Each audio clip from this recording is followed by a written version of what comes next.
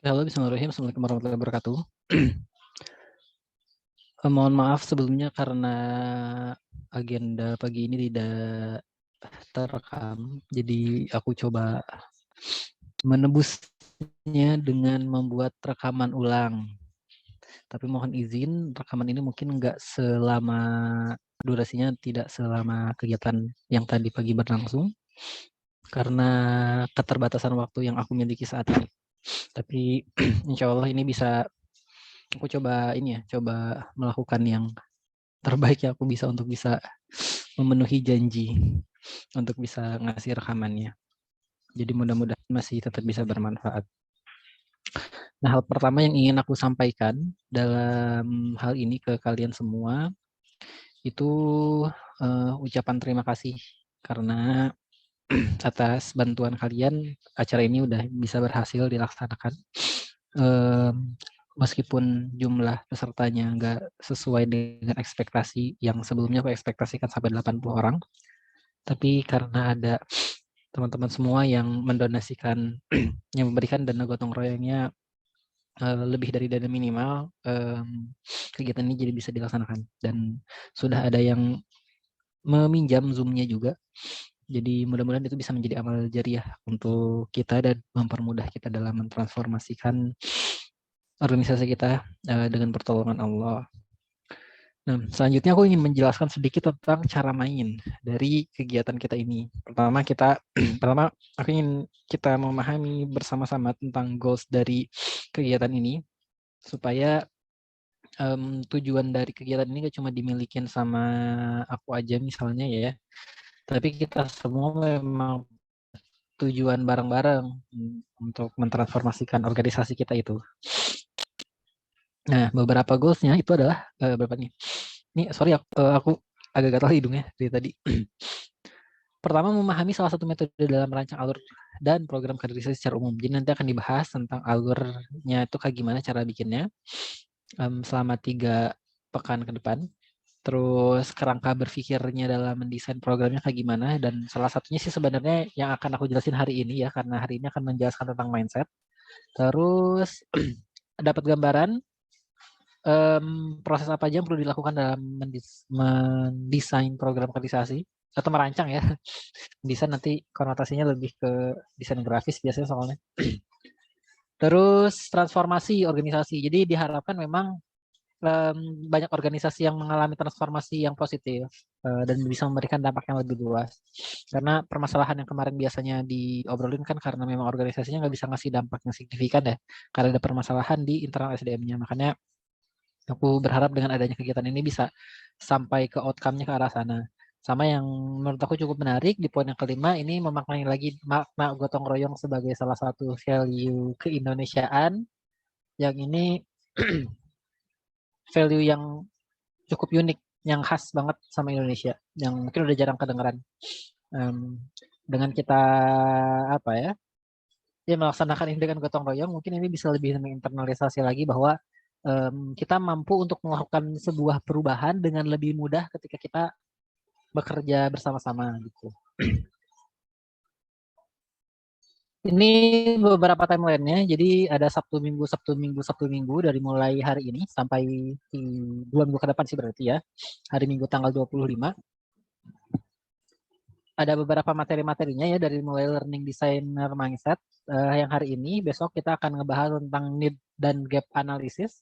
Yang di Sabtu berikutnya kita akan ngebahas knowledge, skill, ability, sama other requirement yang dibutuhin untuk yang dibutuhkan dalam penjenjangan. Nanti akan ada pendekatan lain ya, bukan berdasarkan level tapi berdasarkan struktur, tapi nggak akan aku jelasin di batch ini karena pembahasannya akan cukup panjang lagi. Terus berikutnya kita akan belajar untuk mendesain program kaderisasinya, terus proses eksekusinya sampai ke evaluasi.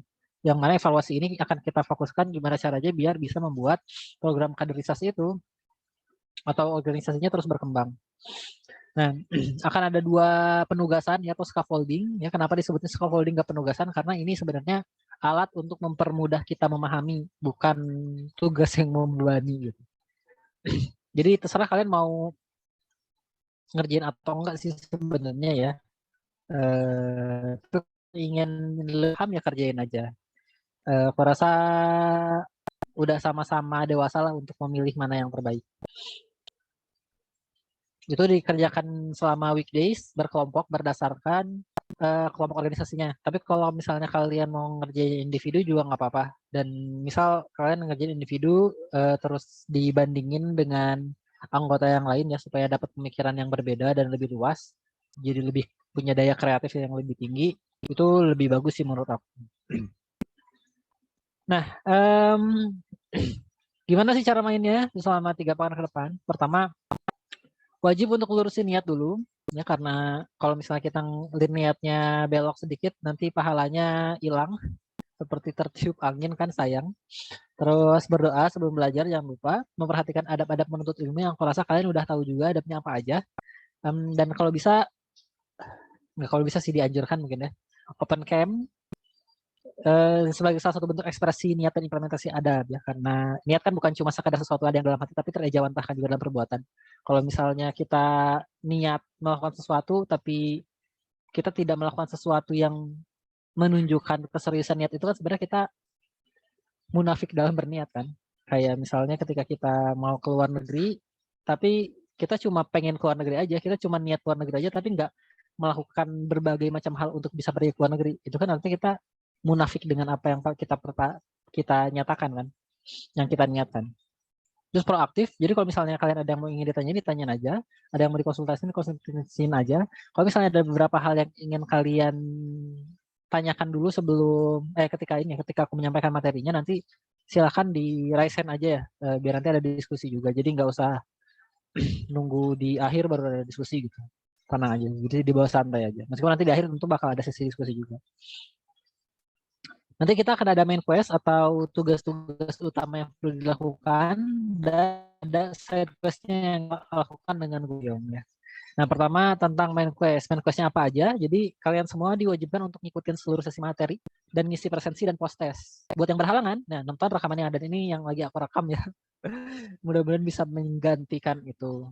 Nah, cuma selain nanti kalian dengerin rekamannya, coba kalian buat voice note di grup berbentuk insight untuk didengarkan juga buat yang lain. Ya mudah-mudahan itu bisa jadi amal jariah juga kan ya buat kalian ketika ada orang-orang yang lebih memahami materi setelah kalian memberikan voice note-nya. Dan itu juga sebenarnya bisa jadi membuat kita lebih paham sih ketika kita bikin voice note itu. Nah, nanti rekamannya maksimal hari Senin, sama nanti silakan untuk mengerjakan scaffolding-nya. Nanti deadline-nya hari Kamis karena hari Jumat itu akan aku coba cek dulu. Nah, side quest-nya apa aja? Nah, jadi ada beberapa slot ya, karena kan di sini aku solo player, jadi ada beberapa slot yang bisa diisi dari mulai MC, moderator, bikin reminder, atau bikin poster insight untuk di-share di Instagram, di story WA dan sebagainya. Dan kalau misalnya kalian mau milih questnya bisa lebih dari satu itu boleh juga. Nah, linknya udah ada di deskripsi grup juga buat kalian akses. Cuma di sini aku mau sedikit ngeliatin tentang questnya apa aja.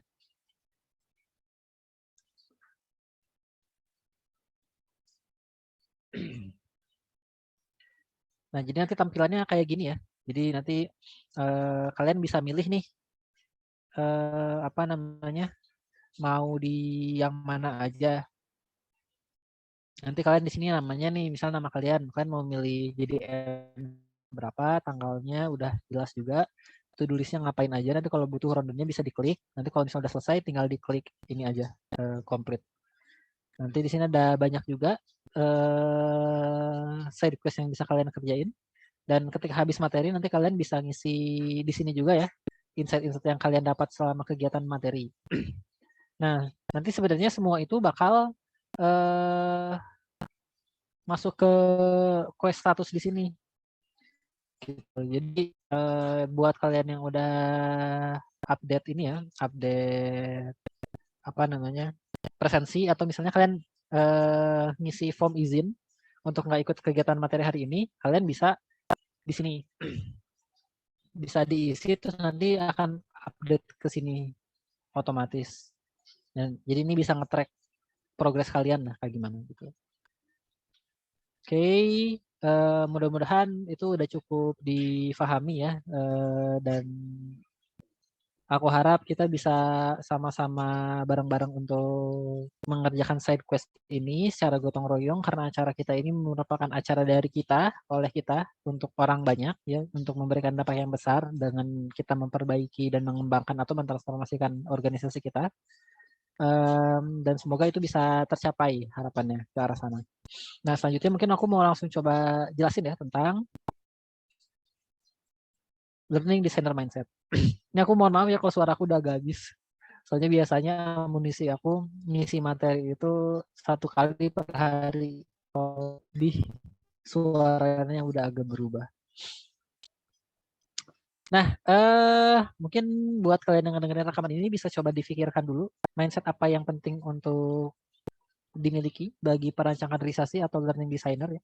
Jadi mungkin aku kedepannya akan menggunakan bahasa learning designer karena itu lebih lengkap maknanya dibanding perancang kaderisasi, karena di beberapa orang memahami perancang kaderisasi itu cuma bikin kegiatan eventual aja, dan aku rasa itu jadi nggak menyeluruh maknanya. Kalau misalnya memang masih ada yang memaknainya dengan makna sesempit itu, makanya aku mengganti sedikit ya istilahnya dengan learning designer. Jadi kita mendesain program pembelajaran. Oke, mungkin kalau misalnya udah difikirkan ya, aku rasa kalian pasti punya beberapa hal yang ada di kepala kalian, mindset apa aja yang memang perlu dimiliki. Nah, cuma mungkin di sini izinkan aku untuk menyampaikan beberapa hal yang itu menurut aku cukup penting untuk dimiliki sebagai learning designer. Nah, pertama kita perlu memahami bahwa sebenarnya human resource itu adalah aset yang sangat berharga bagi organisasi kita. Kenapa? Karena kalau misalnya kita ingin mengembangkan sebuah produk atau jasa atau pelayanan di organisasi kita yang membuat organisasi kita dikenal masyarakat dan memberikan dampak yang luas, itu akan dipengaruhi dari sesuatu yang di bawahnya. Yang itu akan sangat banyak berkaitan dengan manusia-manusia di dalamnya. Dari mulai sistem organisasi, kapasitas, kapabilitas, value sama culture dari organisasinya itu kan sangat berkaitan dengan manusia ya. Nah, mungkin sistem organisasi kali kedengarannya nggak terlalu berkaitan, tapi kalau misalnya kita tarik lebih jauh ke belakang, sebenarnya sistem organisasi kan dibentuk sama manusia-manusia di dalamnya kan, sama pemimpinnya atau sama penasehatnya, konseptornya, ring satunya. Nah, kalau misalnya ring satunya itu tidak memiliki kapasitas atau kapabilitas dalam membuat sistem organisasi yang baik, nggak akan terbentuk sistem organisasi yang baik kan.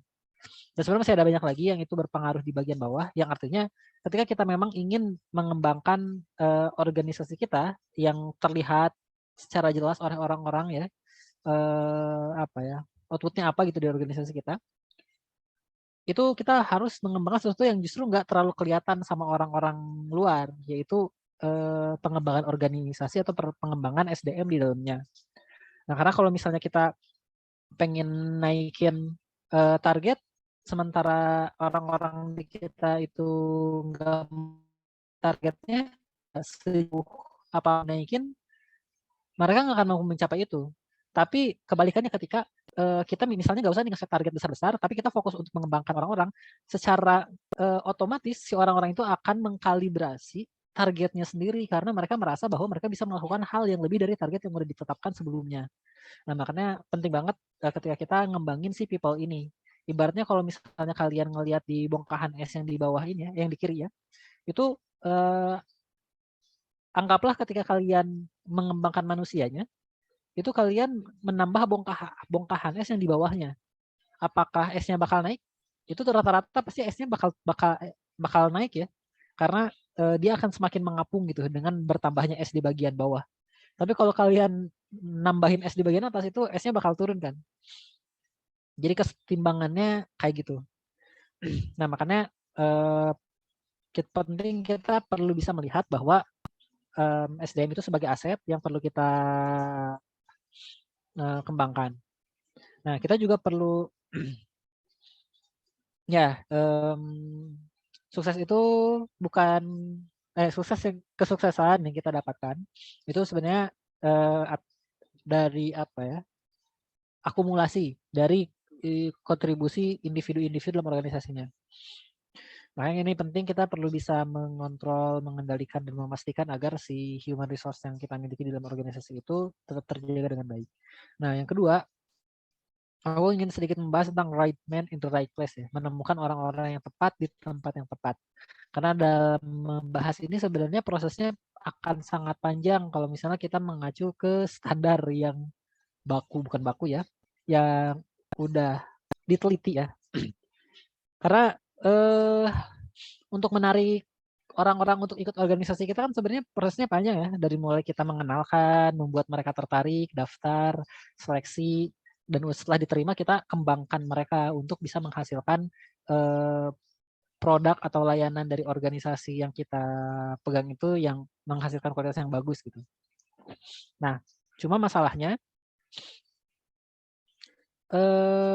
banyak organisasi-organisasi yang sebenarnya kan kesusahan ya untuk nyari nyari orang. Makanya ketika ngomongin soal ini di form pendaftaran banyak yang mempertanyakan kenapa sih banyak orang-orang yang nggak tertarik buat ikut organisasi. Menurut aku itu pertanyaan yang salah karena seharusnya yang ditanyakan adalah kenapa organisasi kalian itu tidak membuat orang-orang tertarik untuk daftar. Jadi kalau misalnya pertanyaan yang pertama kan kita menyalahkan orang lain ya, kenapa sih mereka nggak tertarik? Nah justru itu menurut aku pertanyaan yang salah karena itu di luar kontrol kita. Jadi yang perlu kita tanyakan adalah kenapa sih organisasi kita nggak semenarik itu? Karena itu masih ada dalam ruang kontrol kita untuk bisa mengendalikan gimana caranya agar organisasi kita itu bisa menarik buat mereka. Nah, salah satu caranya adalah dengan menghasilkan produk dan layanan yang berkualitas tinggi atau mungkin kalau di sini bahasanya ada prestasi. Nah, untuk menghasilkan itu apa? Harus dengan cara kayak gimana? Kita harus mengembangkan manusia-manusianya. Karena ketika manusianya bagus, akan menghasilkan produk dan layanan yang bagus. Produk dan layanan yang bagus akan memikat orang-orang untuk mengikuti organisasi kita, sehingga semakin lama semakin banyak yang kita kembangkan juga orang-orangnya. Organisasi kita semakin berkembang, semakin bisa memberikan beragam macam layanan, dan semakin banyak orang-orang yang bisa tertarik. Jadi akan ada lingkaran malaikat di dalamnya. Tapi kalau misalnya kita nggak mengembangkan orang-orang di dalam organisasi kita, setelah kita rekrutmen capek-capek udah nemuin orangnya terus ternyata nggak dikembangin, mereka malah banyak yang hilang-hilangan, bikin produk dan layanan yang seharusnya dihasilkan sama organisasi itu malah jadi nggak maksimal. Orang-orang ngelihat bahwa kita nggak ngelakuin apa-apa, pelayanan buat mereka itu biasa aja, mereka jadi nggak tertarik untuk ikut kegiatan di organisasi kita, nggak tertarik untuk ikut organisasi kita. Dan semakin sedikit yang daftar, semakin sedikit yang bisa dipilih, semakin sedikit yang nanti bisa kita terus kembangkan, karena sebagian mungkin pada banyak yang keluar lagi, semakin jelek juga nanti hasil produk dan jasanya. Makanya kita perlu memutus rantai itu dengan mengembangkan manusia-manusianya, dan mereka bisa menghasilkan produk dan layanan yang baik, membuat orang-orang tertarik, dan nanti semakin banyak lagi gitu. Nah, it's hard to find the right man in the right place, so we need to keep them attached to our organization. Nah, poin yang ketiga, nah kita itu mengembangkan atau mengembangkan sih, apa ya, develop ya, yang lebih ininya, mengajarkan, gak mengajarkan, ya mengembangkan lah ya, orang dewasa. Ya ini mindsetnya perlu dimiliki karena banyak orang yang, aku rasa sih banyak program atau proses organisasi agak salah dalam melihat ini ya. Kenapa nih, aku coba sedikit gambarin ke kalian ya, gimana sih orang dewasa itu mempelajari sesuatu hal baru atau mengupgrade dirinya. Nah, pertama mereka itu adalah orang-orang yang secara sukarela mau belajar. Dan aku rasa kalian juga termasuk orang yang sukarela kan, mau masuk organisasi kalian, sukarela untuk ikut dalam kegiatan organisasi kalian, sukarela untuk mengikuti beragam program kaderisasi karena kalian tahu itu ada manfaatnya, ya kan? Nah, makanya penting alasan itu. Kenapa sih program kaderisasi, kenapa ikut organisasi kalian, itu jadi sesuatu hal yang penting untuk mereka. Kalau misalnya kalian nggak bisa memunculkan rasa penting itu untuk mereka buat belajar, ya mereka nggak akan secara sukarela mau join untuk ikut kegiatannya. Nah, makanya kita perlu memahami dulu bahwa memang orang-orang dewasa itu mereka kalau belajar itu ya mereka memang voluntary learn gitu. Nah, kedua, mereka tuh memang come with the intention to learn. Jadi mereka tuh memiliki keinginan, memiliki niat, memiliki ekspektasi untuk belajar. Jadi ketika mereka memang udah belajar itu memang dorong dalam diri, tapi mereka juga punya ekspektasi harus mencapai, aku tuh ketika belajar itu aku harus dapetin ini nih gitu. Dan kalian juga kan ketika masuk organisasi kayak gitu ya, aku pengen ngelatih public speaking, aku pengen ngelatih kemampuan manajerial, aku pengen ngelatih manajemen waktu, aku pengen melatih kepemimpinan ya. Mereka kan menginginkan sesuatu ya, punya ekspektasi. Tapi kalau misalnya kita nggak bisa memenuhi ekspektasi itu, misal di organisasi kita kerja terus nggak kerasa gitu apa yang mereka pelajari selama ini tuh, yang bisa mereka implementasikan. Mereka cuma me- me- berkontribusi di organisasi dengan mengorbankan apa yang mereka miliki, sementara mereka sendiri tidak mendapatkan apapun diri mereka secara apa ya, secara substansial mungkin tidak bertambah. Nah makanya kita perlu mendesain sebuah program itu yang memang benar-benar sesuai sehingga mereka memang merasakan adanya suatu hal yang mereka harapkan sesuai dengan ekspektasi mereka gitu. Karena mereka udah punya niat dan keinginan buat mencapai hal itu. Nah, dan yang selanjutnya itu kita perlu memahami bahwa memang orang-orang dewasa itu mereka punya pengalaman dan bisa saling membantu satu sama lain. Makanya ketika mereka punya pengalaman kan beda-beda pasti ya, ngebawa dari masing-masing SMA-nya, misalnya buat kalian yang lagi kuliah, yang mana itu belum tentu dimiliki sama orang lain. Sehingga sharing experience ini menjadi salah satu hal yang cukup penting dan menarik untuk bisa diterapkan dalam proses kaderisasi gitu. Jadi kaderisasi itu nggak cuma satu arah doang ya, ngasih tahu bla seminar dan sebagainya. Justru ketika kita bikin forum untuk berdiskusi sharing experience gitu ya, itu menjadi salah satu bentuk pembelajaran juga yang bagus buat mereka. Jadi mereka bisa kita libatkan dalam proses kaderisasinya juga gitu ya. Dan yang terakhir, konteks dari program pelatihannya itu atau kaderisasinya itu memang relate sangat dekat dengan konteks yang mereka kerjakan dengan tugas-tugas mereka. Nah, jadi apa yang mereka pelajari selama proses kaderisasi itu memang bisa mereka langsung implementasikan, bisa mereka langsung praktekin. Nah, kalau enggak, mereka pasti akan ngerasa buat apa untuk belajar karena ujung-ujungnya juga nggak dipakai. Nah, mungkin kalian juga pernah merasakan kayak gitu ya. Ya kalau misalnya mereka bisa langsung pakai kan itu udah jelas ya kenapa mereka tuh harus mempelajari itu. Kenapa mereka tuh harus ikut program kaderisasinya. Nah, we maybe can influence them, but we cannot to control them. Jadi mungkin kemampuan kita sebenarnya cuma sampai nge-influence aja ya, nggak bisa mengontrol mereka.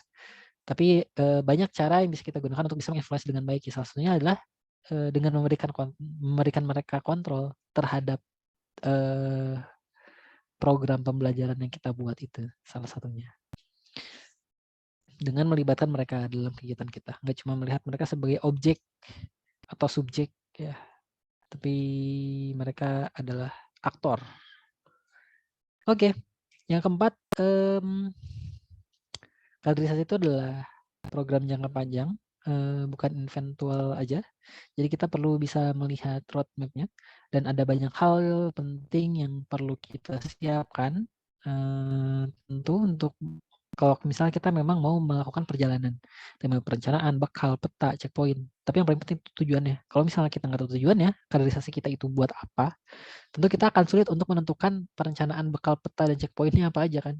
Kita susah buat menentukan apa aja yang perlu kita siapin, program-programnya kayak gimana, perlu ngecek kondisi mereka itu udah sampai mananya pas kapan. Kan itu gak bisa kita lakukan kalau misalnya kita nggak tahu tujuannya tuh mau ngelakuin apa. Yang mostly ya tentu pasti tujuan kita melakukan kaderisasi adalah untuk membuat anggota kita itu memiliki kapasitas yang cukup dalam menggerakkan roda organisasi untuk bisa mencapai tujuan organisasinya. Nah, kalau misalnya ternyata program kaderisasi yang kita lakukan itu nggak pernah bisa bikin organisasi kita mencapai tujuan organisasinya, berarti memang ada yang salah dalam kaderisasi yang kita bikin di organisasi kita gitu. Nah, makanya ini perlu diperhatikan. Dan sebenarnya yang perlu kita pahami ya ketika kita melihat bahwa kaderisasi itu adalah proses jangka panjang, sebenarnya kita bukan sedang mendesain learning aja, tapi kita sedang mendesain experience. Jadi kalau misalnya kalian bisa bayangin ketika kalian mau pergi ke Bali dengan pesawat eksekutif 1 jam nyampe dan naik mobil, pengalamannya pasti beda kan? Dan nggak semua pengalaman itu ya di masing-masing opsi tadi itu berguna untuk keberjalanan organisasi kalian. Kalau misalnya yang kalian butuhkan itu adalah mereka memang memiliki pengalaman-pengalaman yang mereka dapatkan dengan mereka menaiki kendaraan darat, jalur darat gitu. Ya berarti kan itu yang kalian butuhin. Ya kalau misalnya kalian naik pesawat ya, bikin program kaderisasinya bikin ya, maksudnya analoginya ke Bali pakai pesawat kan bisa jadi ya kalau misalnya itu tidak sesuai dengan kebutuhannya, ya kalian udah bawa uang, jadi nggak guna. Makanya kita perlu memahami ini. Nah, poin yang kelima itu ada hubungannya nih antara otak dan hati kita atau perasaan kita. Nah, hubungannya kayak gimana? Jadi ada emosi-emosi negatif dan ada emosi-emosi positif yang sebenarnya setiap manusia itu merasakan secara bergejolak ya. Kadang-kadang negatif, kadang-kadang positif, yang itu akan dipicu oleh rangsangan juga dari eksternal. Nah, ketika memang muncul negatif emosi seperti takut, khawatir, dan sebagainya, itu akan memunculkan 3 skema dari manusia. Entah itu dia mau melawan, entah itu dia mau kabur dari hal itu, atau dia terpaku, nggak bisa ngelakuin apa-apa. Ya udah lah gitu. Nah, biasanya mungkin kita ketika proses kaderisasi nggak sengaja melakukan hal ini membuat emosi negatif ini muncul sehingga mereka merespon seperti itu. Kayak misalnya kita minta orang untuk berada ngisi di suatu jabatan, tapi sebenarnya udah kepepet banget kenapa kita milih dia karena memang udah nggak ada orang yang bisa lagi selain dia misalnya. Sementara dia orangnya nggak bisa. Nah, ketika dia merasakan kayak gitu kan sebenarnya seakan-akan dia lagi berenang di antara terumbu karang, terus tiba-tiba ada hiu ya. Terus akhirnya dia jadi fokusnya ke hiunya, nggak fokus ke terumbu karang yang bisa dia jelajahi. Nah, tapi kalau misalnya kita mampu untuk membawa itu menjadi positive emotion ya, yang nanti akan membuat orang-orang menjadi lebih penasaran, termotivasi, dan meningkatkan atensi, itu akan sangat bagus. Kalau misalnya contoh yang di tadi misalnya kita walaupun ngedatengin hiu, ya hiunya mungkin udah kita ikat dulu tuh mulutnya biar nggak bisa menerkam. Atau misalnya di belakang hiunya kita kasih tempat biar nanti bisa dinaikin sama orangnya gitu. Jadi dibawa kayak delman kita pakai hiu misalnya. Itu jadi sesuatu hal yang menarik ya. Mereka memiliki kenyamanan untuk bisa mengeksplorasi, untuk bisa mengerjakan roda organisasi gitu. Are those negative emotion are really bad? Ya, are those negative emotion really bad? Apakah semua emosi negatif itu jelek? Enggak. Tapi ada suatu cara juga, cuman di sini nggak akan aku coba jelasin panjang karena cukup sebentar juga waktu yang aku punya. Nanti akan berkaitan ke berbanyak hal ya, episodik memori, semantik memori dan sebagainya. Jadi aku cukupkan ke bagian ini tadi bahwa memang penting sekali kita memiliki atau mengatur dan memberikan suasana emosi positif dalam organisasi kita gitu. Nah, logic and emotion are a winning combination. When useful and usable meet delight, good thing happen. It's about balance. David Armano. Nah, yang kelima, not just the who is learning. Jadi sebenarnya yang belajar itu bukan cuma mereka aja. Bukan cuma orang yang kita kader aja, tapi kita juga belajar. Dari mulai kita learning by doing. Kita kayak belajar di sini nih, ngambil informasi, ngambil pelajaran dari luar organisasi kita untuk dibawa ke organisasi kita dan kita coba implementasikan secara langsung. Nah, atau misalnya kita membuat research tentang permasalahan yang ada di organisasi kita, misalnya kayak gini. Dan ini akan sangat berkaitan dengan experimenting juga ya, mencoba hal baru. Misal organisasi kita itu sedikit orang-orang yang daftar kegiatan kita karena organisasi kita kurang menarik. Akhirnya kita coba lakukan eksperimen untuk merubah gambaran desainnya misalnya. Yang biasanya A jadi B, yang biasanya flat jadi 3D misalnya. Dan kita sekali riset aja dengan perubahan itu yang terjadi ke jumlah peserta itu kayak gimana, naik apa turun, apakah bertambah atau enggak. Kalau misalnya memang hasil eksperimen itu memberikan dampak positif, berarti kan kita punya legitimasi itu bahwa mengikuti tren desain itu memberikan dampak positif terhadap jumlah peminat yang mendaftar kegiatan organisasi kita, ya kan? Nah, makanya researching sama experimenting ini jadi salah satu hal yang penting banget untuk dilakukan dalam organisasi, dalam kaderisasi terutama. Dan ketika untuk melakukan eksperimen juga sebenarnya kan itu bukan sesuatu hal yang mudah ya, karena eksperimen itu kita masuk ke the land of nowhere gitu, masuk ke dunia yang belum pernah kita jamah sama sekali, dan itu kan sesuatu hal yang menakutkan ya. Sesuatu hal yang menakutkan itu adalah sesuatu hal yang tidak kita ketahui kan. Makanya ketika kita melakukan eksperimen kan kita nggak tahu hasilnya nanti bakal kayak gimana. Sementara yang sebelum-sebelumnya pernah dilakukan tuh ya udah gitu aja. Itu sebenarnya nggak terlalu menakutkan karena kita tahu hasil akhirnya kayak gimana. Nah, makanya experimenting ini memang perlu dikuatkan lagi lah timnya agar supaya mereka mampu dan berani untuk melakukan eksperimen-eksperimen yang berbeda dari sebelumnya, yang itu nanti sekalian di-riset tuh perubahannya kayak gimana biar tahu, dampaknya itu kayak gimana biar bisa dipelajari juga gitu. Makanya si tempat untuk kaderisasi ini tuh jadi ladang yang segar banget sebenarnya untuk belajar. Kalau misalnya kita memang melihat ini sebagai ladang belajar, nggak cuma sekedar amanah atau beban aja. Jadi menurut aku buang jauh-jauh lah buat kalian yang memang masih melihat ini sebagai beban. Tapi justru ini ladang yang luar biasa, besar, kalian bisa belajar dari manapun, kalian bisa mengimplementasikannya, menguji cobanya, melakukan research, bahkan melakukan eksperimen-eksperimen baru yang belum pernah dilakukan sebelumnya, bahkan oleh seluruh organisasi di dunia mungkin. It's the only way to truly understand learner and to get to know dynamic of learning process is to be a learner. Jadi kalau misalnya kita memang ingin tahu dinamika belajar itu kayak gimana, kita harus jadi pelajar dong. Sederhananya kayak gitu. Nah, sama yang terakhir itu kita mengetahui bahwa kita tuh orang yang penting dalam kaderisasi ya. Jadi memang kan tujuan kita tuh untuk melakukan transformasi kan, tapi untuk melakukan transformasi itu tadi kan aku udah bilang bahwa kita membutuhkan manusianya, ya kan? Kita butuh orang-orang yang berkembang. Nah, makanya tahapnya ya panjang ya, dari mulai analisis, mungkin nanti kita akan analisis gap ya salah satunya. Terus mendesain program pelatihannya, ngeksekusi sampai ngeevaluasi. Nah, makanya itu semua penting banget dan nggak boleh ada yang salah. Makanya ketika kita menyepelekan hal ini ya potensi kesalahan akan lebih besar terjadi. Tapi kalau misalnya kita nggak menyepelekan hal ini akan sangat menguntungkan untuk organisasi kita. Ya banyak aku lihat juga ini ya beberapa organisasi-organisasi itu kaderisasinya agak mati mungkin dalam tanda kutip. Jadi mereka cuma ikut doang, pendaftaran, jadi volunteer, lalu mereka mengklaim bahwa kalian akan mendapatkan banyak hal dengan ikut organisasi kita, langsung dilibatin gimana gimana, tapi nggak ada proses yang jelas kayak gimana caranya kita untuk bertanggung jawab membuat mereka berkembangnya. Kayak gitu. Nah, jadi kurang lebih itu yang aku sampaikan tadi ya, meskipun ini versi light, lebih ringkas, tapi mudah-mudahan ini bisa tetap menjawab kebutuhan kalian semua. Dan silakan kalau misalnya ada yang mau ditanyakan boleh didiskusikan di grup, nanti aku akan jawab via kolom via chat menggunakan voice note kemungkinan.